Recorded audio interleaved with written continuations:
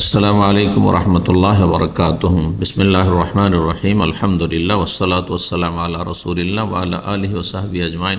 সম্মানিত শ্রোতা দর্শক মণ্ডলী, আল্লাহ রাব্বুল আলামিনের প্রশংসা এবং প্রিয় নবী সাল্লাল্লাহু আলাইহি সাল্লামের প্রতি সালাত ও সালামের পর আজ সোমবার পহিলা মুহররম 1446 হিজরি মোতাবেক 7/7/2024 আমার ধারাবাহিক সাপ্তাহিক প্রশ্ন উত্তর পর্ব নম্বর 77। 10টি প্রশ্ন আমাদের কাছে রয়েছে বিভিন্ন দেশ থেকে আসা, বিভিন্ন মাধ্যম দিয়ে সেই প্রশ্নগুলির আমরা ইনশাআল্লাহ তাআলা সংক্ষেপে উত্তর দেওয়ার চেষ্টা করব। আল্লাহ রাব্বুনা আমাদের সকলকে উপকারী জ্ঞান দান করেন এবং সহিহ শুদ্ধ আমলের তৌফিক দান করেন, সমস্ত বিভ্রান্তি থেকে বাঁচিয়ে রাখেন, জান্নাতের পথে রাখেন, জাহান্নামের আযাব থেকে পথ থেকে আল্লাহ রক্ষা করেন। 1 নম্বর প্রশ্ন করেছেন, আসসালামু আলাইকুম শেখ। ওয়ালাইকুম আসসালাম রহমতুল্লাহ। ইস্তেখারার নামাজের দোয়াটা বাংলায় করতে পারবো যেহেতু আরবি মুখস্থ নাই? না, ইস্তেখারার দোয়া বাংলায় করা চলবে না, যেহেতু নবী সাল্লাল্লাহু আলাইহি ওয়াসাল্লাম এটি মাসনুন মাসুর দোয়ায় মাসুরা হাদিসে বর্ণিত দোয়া রয়েছে। বিশেষ বিশেষ যে দোয়াগুলি যেগুলি নবী সাল্লাল্লাহু আলাইহি ওয়াসাল্লামের হাদিসে বর্ণিত রয়েছে সেগুলি অন্য ভাষায় চলবে না, তবে নিজের ইচ্ছা মতো যখন দোয়া করবেন তখন সেই দোয়া চলবে। আল্লাহ আমাকে কল্যাণ দান করো, আল্লাহ আমি এই কাজটি ব্যবসা করতে যাচ্ছি, অথবা বিয়ে শাদিতে নামতে যাচ্ছি, অথবা এইরকম যে কোনো কাজ করতে যাচ্ছি, আল্লাহ এতে যদি কল্যাণ থাকে আমাকে দান করো, আর যদি এতে অকল্যাণ থাকে রক্ষা করো, এইভাবে আপনি বলতে পারবেন। কিন্তু যখন ইস্তেখারার সালাত পড়বেন সেই দোয়াটি পড়তে হবে অবশ্যই, এবং সেই দোয়াটি যদি মুখস্থ না থাকে মুখস্থ করে নেন, সবচাইতে ভালো।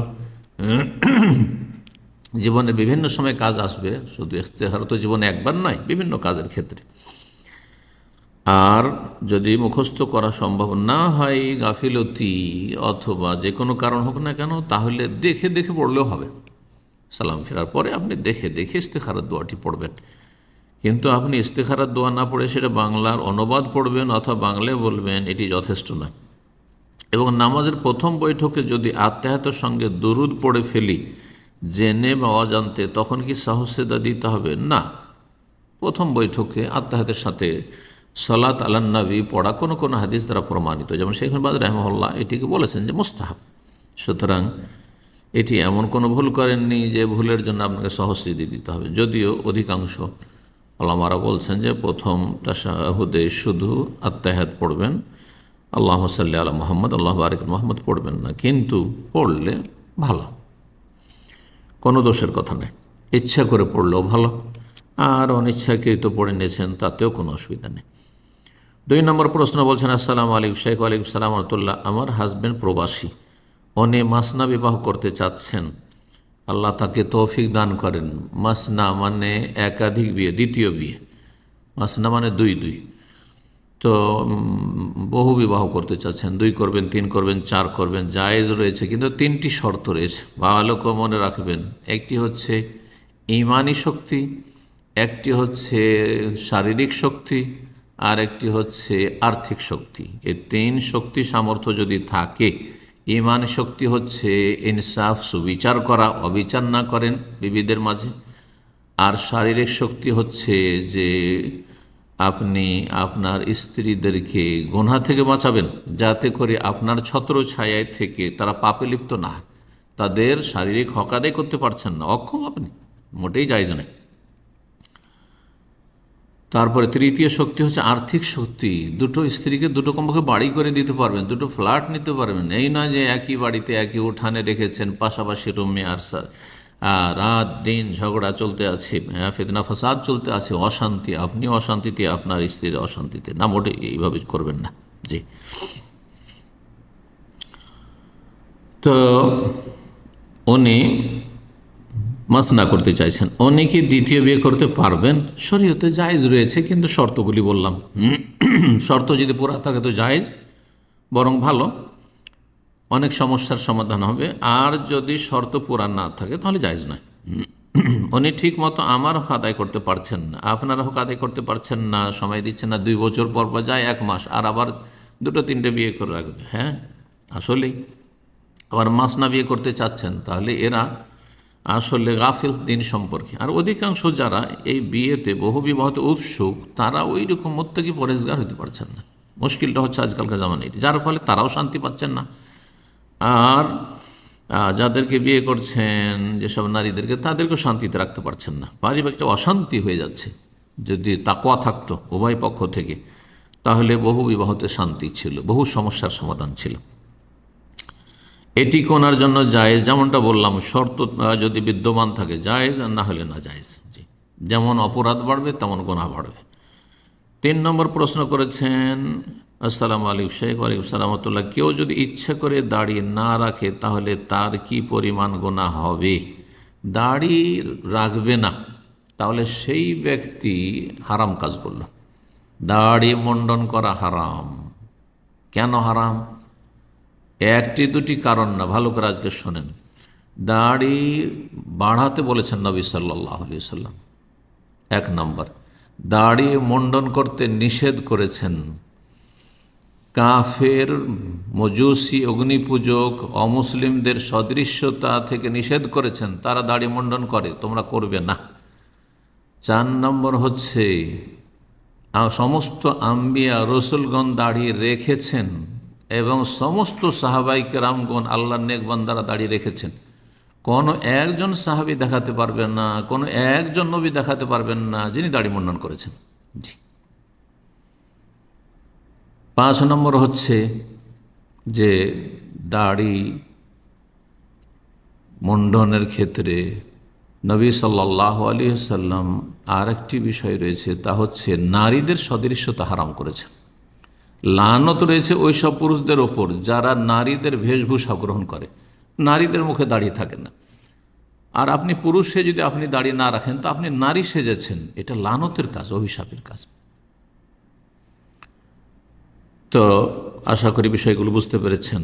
5টি 6টি দিক রয়েছে, যেই দিকগুলি কি আমরা যদি খেয়াল করি তো দাড়ি মুন্ডন করা কোনো মকরুহ অপছন্দনীয় কাজ নয়, বরং হারাম কাজ। আর হারাম কাজ মানে বড় গুনাহ। হারাম কাজ মানে বড় গুনাহ, কাবিরা গুনাহ। আর তারপর আরেকটি কথা শোনেন, যদি বলেন যে কাবিরা নয় সাগিরা, তো এই ক্ষেত্রে সমস্ত আহলে সুন্নাত ওয়াল জামাত, হানাফি, শাফেঈ, মালিকি, হাম্বলি, আহলুল হাদিস, সমস্ত উম্মতে মুসলিমার ওলামারা বলছেন আকীদার বিষয়ে যে সাগিরা গুনাহ যদি কি করা হয়, বারবার করা হয়, তাহলে সেটি কাবিরা হয়ে যায়। আল ইসরারু আলা সাগীরাতিন কাবীরাতুন, এটি হচ্ছে কায়দা, মূলনীতি। যদি আপনি কন্টিনিউ করতে থাকেন সাগিরা গুনাহ, বারবার আপনি ছোট গুনাহ করতে থাকেন, তো সেটা কাবিরা গুনাহে পরিণত হয়। যেমন আরবি কবি বলেছেন, লা তাহকিরান্না সাগীরাতান ইন্নাল জিবালা মিনাল হাসা, তোমরা ছোট গুনাহকে তুচ্ছ মনে করিও না, হালকা মনে করিও না।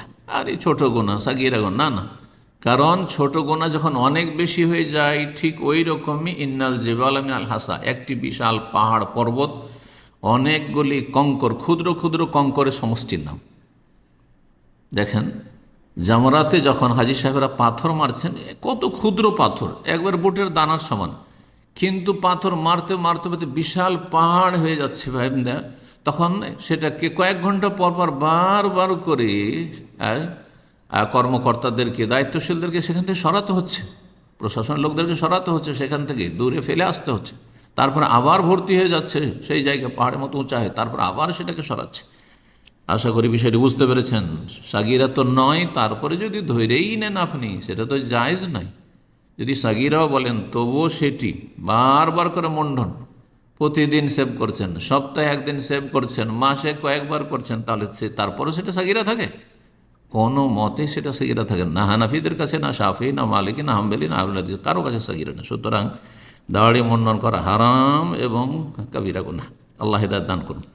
মুসলিমদেরকে ইসলামের পরিচয় দেওয়ার তৌফিক দান করুন। যার দাড়ি নেই তাকে চেনা যায় না যে সে মুসলিম না অমুসলিম, তাহলে সে সালামের হক থেকে বঞ্চিত থাকে। একজন মুসলিমের হক হচ্ছে সালাম। কী করে আপনি সালাম পাবেন যেখানে আপনাকে চেনা যাচ্ছে না? আল্লাহ সঠিক বুঝ দান করুন। হীনমন্যতা থেকে আল্লাহ রক্ষা করুন, কাফেরদের করণ থেকে রক্ষা করুন। 4 নম্বর প্রশ্ন বলছেন, আসসালামু আলাইকুম শেখ। ওয়ালাইকুম সালাম। আমি বিয়ে করেছি 6 বছর, আমার স্ত্রী ও আমি কোনো নামাজ পড়তাম না। আল্লাহ হেদায়েত করেছেন, বলুন আলহামদুলিল্লাহ। এবং এই পাপের ওপর অনুতপ্ত লজ্জিত হন, যেখানে সেখানে বলে বাড়াবেন না যে আমি একসময় নামাজ পড়তাম না। এটা কিন্তু আল জাহর বিল মাসি, গুনাহের ওপর ধৃষ্টতা।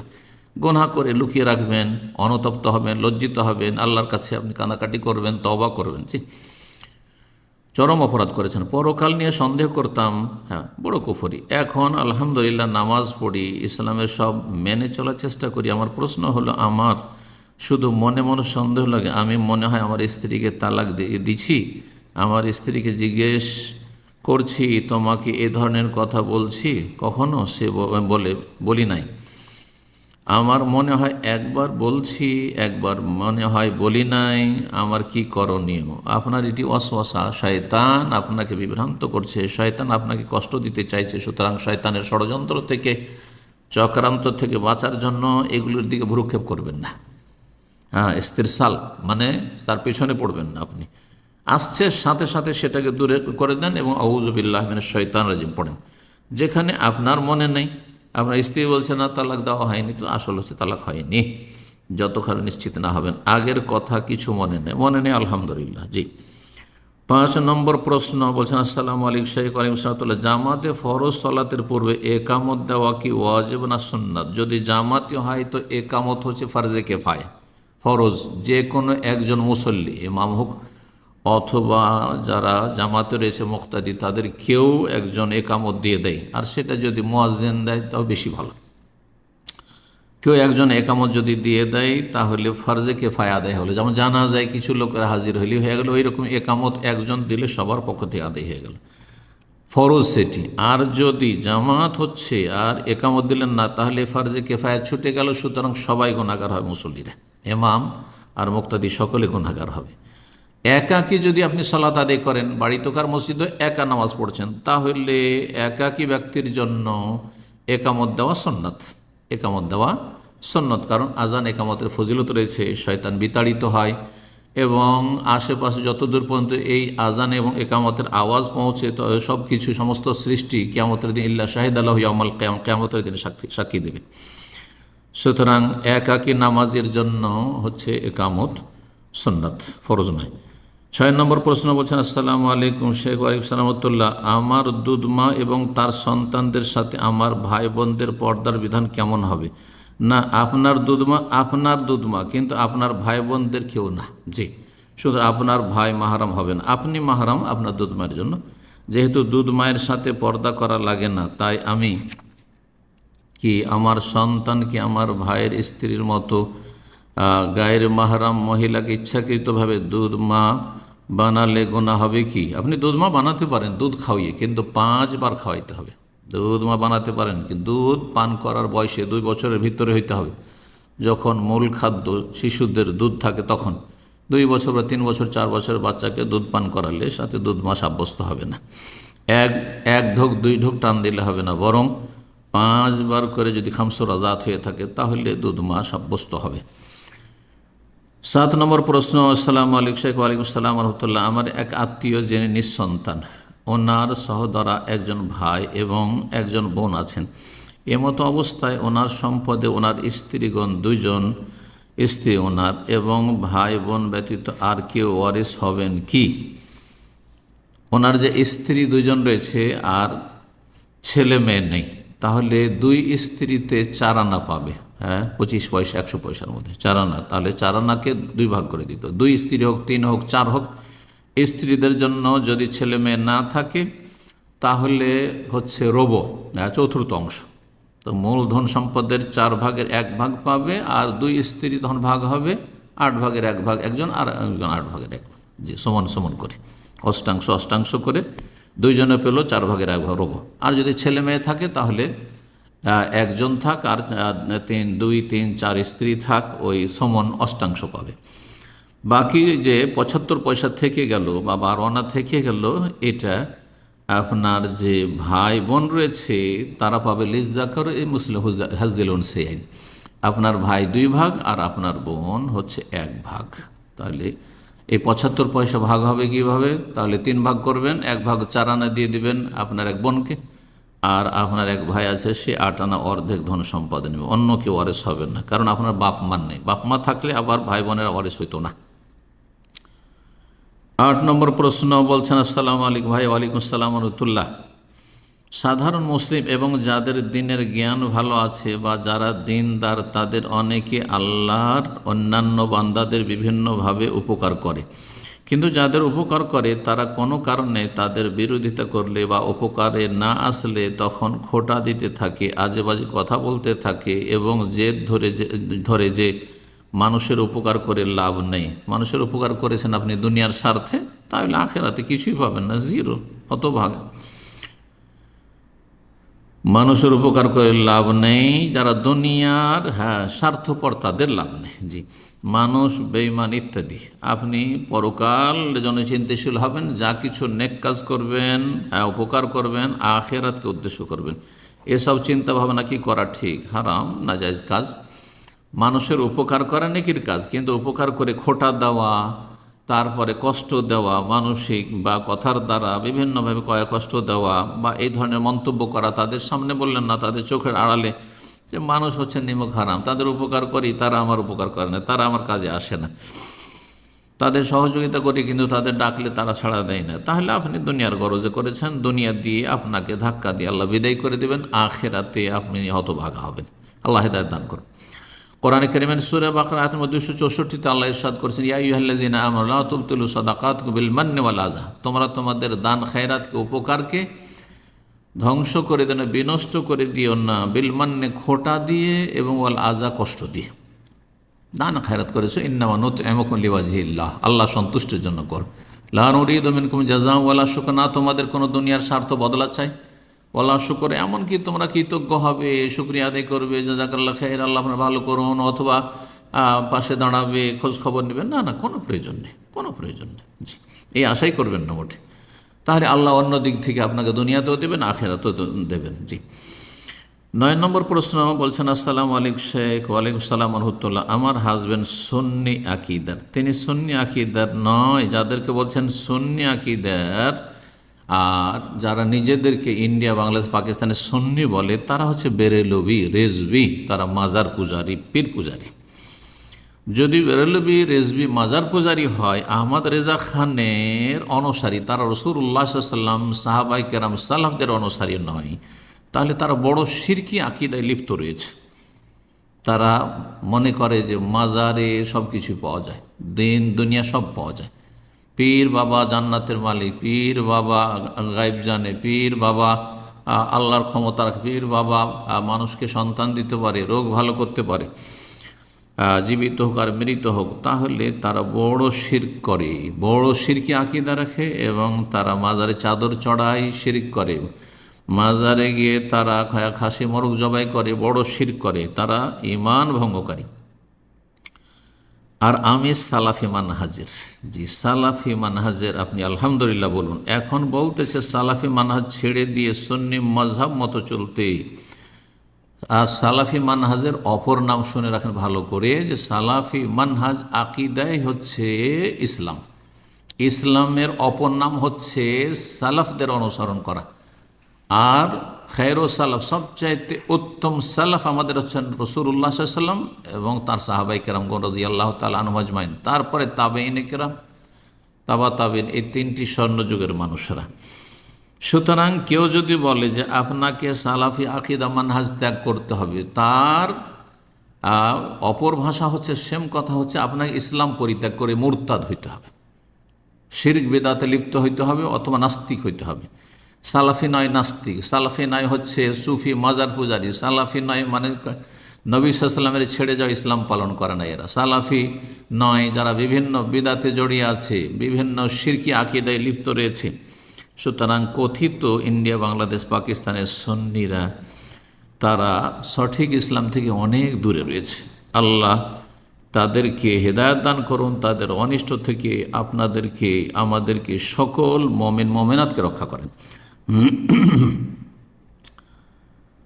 তিনি বলছেন যে যদি না চলি সুন্নি তরিকায়, তাহলে সে আমার সাথে সংসার করবে না। বলুন আলহামদুলিল্লাহ, কারণ মুশরিকের সাথে সংসার করা আপনার জায়েজ নয়। তার ঘর আমার একটা মেয়েও হয়েছে, মেয়ের বয়স 9 মাস, মেয়ে হয়েছে, মেয়ে হচ্ছে বাবার, আল ওয়ালাদুল ফিরাশ। সুতরাং আপনি মেয়েকে 9 মাস বয়স হয়েছে, 2 বছর পর্যন্ত দুধ পান করাবেন, এটি আপনার কর্তব্য। আর দুধ পান করার জন্য তার বাড়িতেই থাকতে হবে, তার বিবাহ বন্ধনে থাকতে হবে, সেটাও জরুরি নয়। আর তারপরে তার মেয়ে তার। জি, আল্লাহ আপনার জন্য উত্তম ব্যবস্থা করেন। ওমাই ইয়াত্তাকিল্লাহ ইয়াজআল লাহু মাখরাজা, যে আল্লাহকে ভয় করবে তার জন্য আল্লাহ রাব্বুল আলামিন অবশ্যই রাস্তা বের করে দেবেন, পথ অবশ্যই আপনার রয়েছে, নিকাশ রয়েছে। এখন আমি কি করব? আপনাকে যেমন বললাম যে সে সুন্নি বলতে দেশের কথিত সুন্নি যদি হয়, মাজার পূজারী, তাহলে তার সাথে সংসার করা জায়েজ নয়। যেমন নাস্তিকের সাথে 1 মিনিটের জন্য সংসার করা কোনো নামাজের জন্য জায়েজ নয়। সে বলতেছে হয় সালাফি মানহাজ ছাড়তে হবে, নয়তো তাকে ছাড়তে হবে। তাকে ছেড়ে দেন, কিন্তু ইসলাম ছাড়বেন না। সালাফি মানহাজ আকিদে হচ্ছে ইসলাম। জি, আল্লাহ বরকত দান করুন আপনার, এবং আল্লাহ আপনাকে সমস্ত অনিষ্ট থেকে রক্ষা করুন, এবং আল্লাহ আপনার রিজিকে বরকত দান করুন। আমি তাকে 2 বছর যাবৎ বোঝাচ্ছি, কিন্তু সে কিছুতে বুঝতেছে না। তার অন্তর আবৃত, ইহুদিদের মতো। কলুবনা গল্ফ, ইহুদিরা বলতো যে আমাদের অন্তর হচ্ছে আবৃত। সুতরাং ইহুদি নবী সাল্লাল্লাহু আলাইহি ওয়াসাল্লাম আমল হাতে গোনা 2-4 জন হয়তো হেদায়েত হয়েছে, কেউ হেদায়েত হয়নি, এখনও কেউ হেদায়েত তেমন হয়নি। আল্লাহর গজব তাদের রয়েছে। সুতরাং যারা এইরকম বলবে যে আমি কোনো কথাই শুনবো না, কোনো কথাই বুঝবো না, ইসলামের ওহির কোরআন সুন্নাহর দলিল বুঝি না, বাপ দাদার ধর্ম বুঝি, সে হচ্ছে ইহুদিদের অনুসারী। এখন আমি কি করব? যেমনটা বললাম, দয়া করে পরামর্শ দিবেন, ধৈর্য ধারণ করেন। আর তারপরে যদি দেখা যায় যে সে বড় শিরকে লিপ্ত নয়, মানে মাজার পূজায় বিশ্বাসী নয়, কিন্তু যেন তবলিগীদের মতো বেদাত করে, দেওবন্দীদের মতো বেদাত করে, জামাতে ইখওয়ানীদের মতো বেদাত করে, এইরকম বেদাতি, তাহলে তার সাথে সবর করে থাকেন। সে ফাসিক পাপিষ্ঠ তারা, যারা এরকম বেদাতি বড় শিরকে লিপ্ত নয়। এবং আপনার সহি আকিদা মানহাজ যেগুলি তার চোখে পড়লে গায়ের জ্বালা হয়, সেগুলি আপনি স্থগিত রাখেন অথবা গোপনে পালন করেন। আর বড় শিরকে লিপ্ত, সে আপনাকে মাজারে নিতে চায়, সে মাজারে যায়, সে বলে যে অলি আউলিয়া গৌস কুতুব সারা পৃথিবী ধারণ করে আছে আর তারা উদ্ধার করতে পারে, আর চলো ছেলে মেয়েদের জন্য বাবার কাছ থেকে কিছু দোয়া নিয়ে আসি, বাবার কাছ থেকে কিছু চেয়ে আসি, মাজারে যাই, তাহলে তার সাথে সংসার করা মোটে 1 মিনিটের জন্য জায়েজ নয়। আল্লাহ হিদায়াত দান করুন সবাইকে। 10 নম্বর সর্বশেষ প্রশ্ন বলছেন, আসসালামু আলাইকুম শেখ। ওয়ালাইকুম আসসালাম রাহমাতুল্লাহ। রুকিয়ার নিয়তে বৃষ্টির পানিতে ভেজা এবং বজ্রপাত শোনা কি ঠিক না? শিরক এবং বিদাত। বৃষ্টির পানিতে ভেজা রহমত বরকতের কারণ, কিন্তু সেটা রুকিয়ার নিয়তে করবেন তাহলে সেটি বিদাত। কারণ সাহাবীরা রুকিয়ার নিয়তে বৃষ্টির পানিতে ভিজেননি। নবী সাল্লাল্লাহু আলাইহি ওয়াসাল্লাম রুকিয়া করার জন্য বৃষ্টির পানিতে ভিজতে বলেননি। 2 নম্বর হচ্ছে বজ্রপাত শুনলে সেটা রুকিয়ার কাজ করবে, এটা শিরক। কারণ শিরক আসগার, যেটি কাবিরা গুনাহ, শিরকের প্রকরণের দিক থেকে ছোট শিরক, কিন্তু কাবিরা গুনাহ, অন্যান্য কাবিরা গুনাহর চাইতে বড় কাবিরা গুনাহ ছোট শিরক। এই শিরকে আসগার কাকে বলে? ওলামারা বলছেন যেটা মাধ্যম নয় সেটাকে মাধ্যম মনে করা। শরীয়তের আলোকেও মাধ্যম নয়। কোরআন শুনে এমন কোনো দলিল নেই যে বজ্রপাতে রুকিয়া হয়, ঝাড়ফুঁকের ব্যবস্থা হয়, হ্যাঁ রোগ ভালো হয় বজ্রপাত শুনলে। আর সায়েন্সও বলে না যে বজ্রপাত শুনলে ওই প্যানাডল যেমন কাজ করে, আর অ্যান্টিবায়োটিক যেমন কাজ করে, বিভিন্ন ওষুধগুলি যেমন কাজ করে, ঠিক তেমনই বজ্রপাত শুনলে শরীরের রোগ ভালো হয়।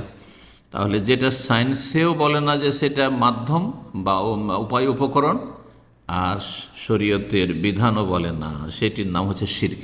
এই জন্য যত রকমের টোটকা রয়েছে, অলক্ষী রয়েছে, কুলক্ষণ রয়েছে, এই ধরনের যত কিছু রয়েছে সবগুলি হচ্ছে শিরক। তাবিজ এই জন্য শিরক। তাগা বাঁধা, বালা পরা আত্মরক্ষার জন্য অথবা রোগ ভালো করার জন্য, এগুলি হচ্ছে শিরক। আল্লাহ রাব্বুল আলামিন যেন আমাদেরকে শিরক বিদআত থেকে বাঁচিয়ে রাখেন এবং উপকারী জ্ঞান দান করেন, নেক আমলে তৌফিক দান করেন, সমস্ত অনিষ্ট থেকে আল্লাহ রক্ষা করেন। ও সাল্লাল্লাহু আলা নবিয়িনা মুহাম্মদ ওয়া আলা আলিহি ওয়া সাহবিহি আজমাইন।